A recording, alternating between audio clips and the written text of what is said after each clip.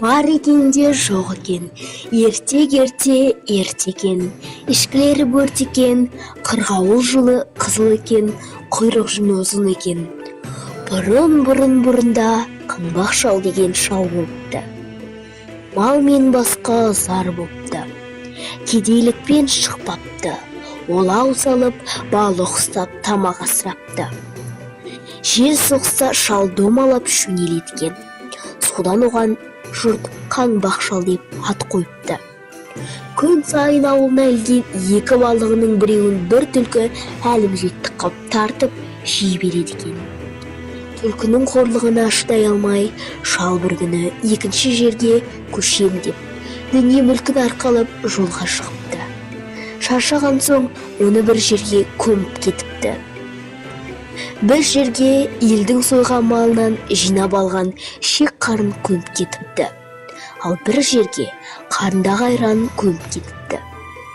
Жүктің салмағымен қаңбақ шал ұшып кетпей келеді. Жүктен арылған соң желмен ұшып бір жерге түсіпті. Қараса, бір дәу екі тауды бірінен бірін шақпақ қып ұрып тұр екен. Дәу: «Қайда бара жатқан шалсың? Кел, екеуміз күш сынасайық» деп, қазандай бір қара тасты көтеріп аспанға лақтырып жібереді де қайта қақып ап: «Ал шал, сен де осылай қақпақың жетші» дейді.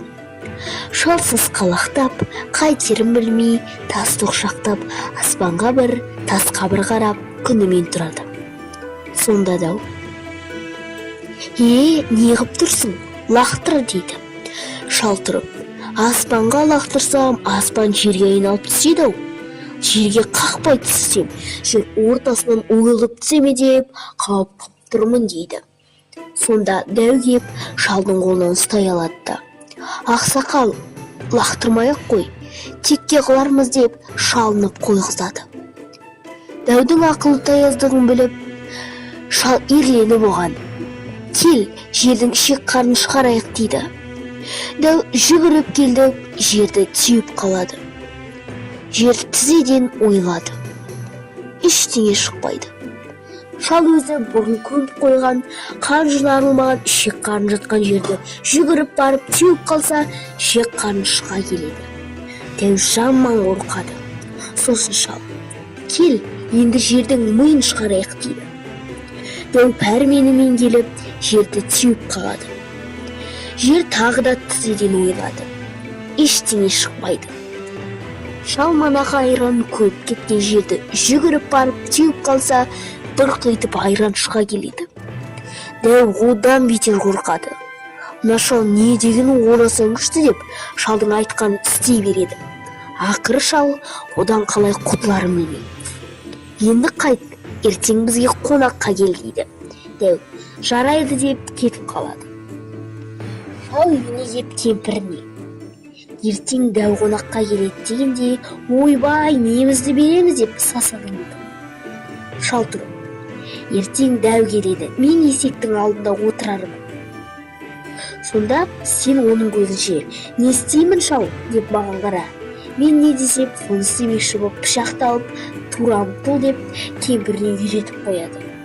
Ертеңіне үш дәу кеп досының үйінде отырады. Сол кезде кемпір отырып: «Шал, нені асамын үйде қонаққа? Түк жоқ» депті.